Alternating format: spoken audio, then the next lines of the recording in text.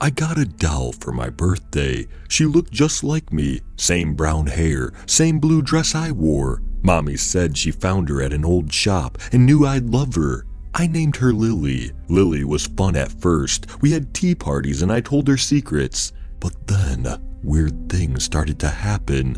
I'd leave Lily on the chair, but find her on my bed later. Maybe you forgot you moved her, Mommy said, but I knew I didn't. One night, I heard a noise, like tiny feet walking. I peeked from under my covers and saw Lily sitting on my desk, but her eyes were looking at me. It made my heart beat really fast. Next day, I put Lily in the closet. I didn't want to play with her anymore. She made me feel strange, but when I came back from school, she was sitting on my bed again. Her smile looked different, bigger. I told Mommy, but she just laughed. "Lily's just a doll," she said. Then the scariest thing happened. It was night, and the moon was bright. I woke up feeling cold. I looked around and I wasn't in my bed. I was on the shelf where I kept my toys, and in my bed, where I should have been, was Lily. She was under my blanket, her eyes closed like she was sleeping. I tried to scream, but no sound came out. I couldn't move. My arms and legs were stiff as wood. I looked down at my hands. They weren't my hands. They were doll hands. I don't know how long I stayed there. The moon moved across the sky, and the room got darker. Then, light peeked in the morning. When Mommy came to wake me, she didn't see me on the shelf. She went to the bed.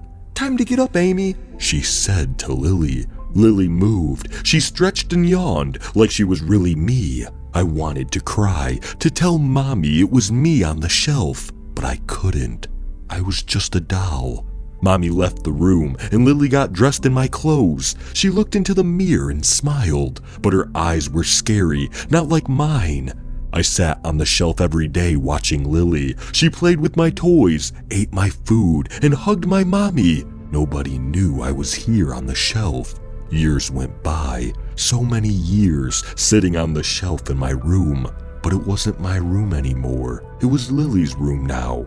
She grew taller and older, but I stayed the same, a small porcelain doll with a silent voice. I watched Lily become a teenager, then a grown-up. She stopped playing with dolls, stopped noticing me on the shelf. I was just a forgotten toy in a room filled with memories. Then one sunny day, Mommy decided to have a garage sale. She gathered old things that weren't needed anymore, and that included me. I was placed on a table with other old toys, my dress faded and my hair a bit tangled. People came and went, looking at all the stuff. Then she came, a little girl with bright eyes and a smile that reminded me of me a long time ago. Her name was Emma.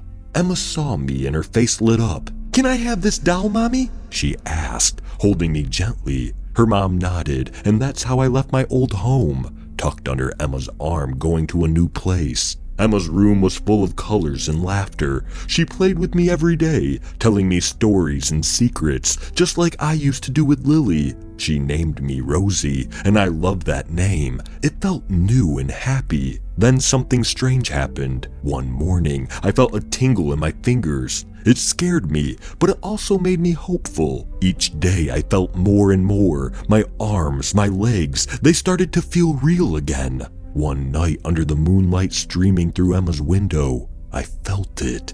I could move, just a little, but it was movement. My heart, if I still had one, was beating so fast. I closed my eyes, wishing, hoping. When I opened my eyes again, it was morning, but everything was different. I was in Emma's bed, covered in her blanket. I sat up, looking at my hands. They were real hands again.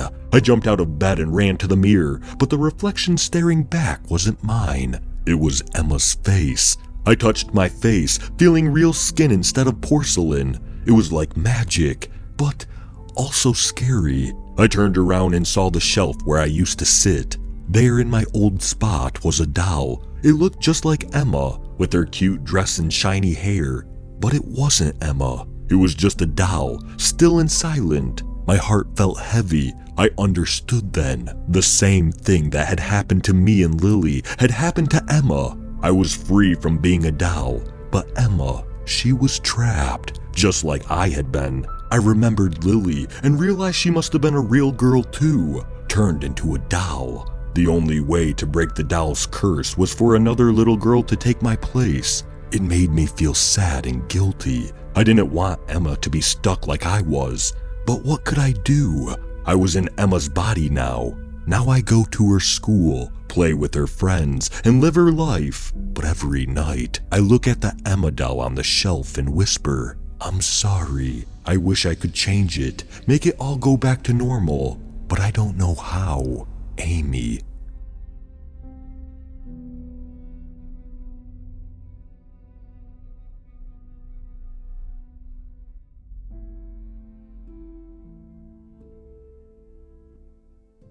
Thank you for listening to There's Something Creepy About the Doll on My Shelf by Paige Turner 627.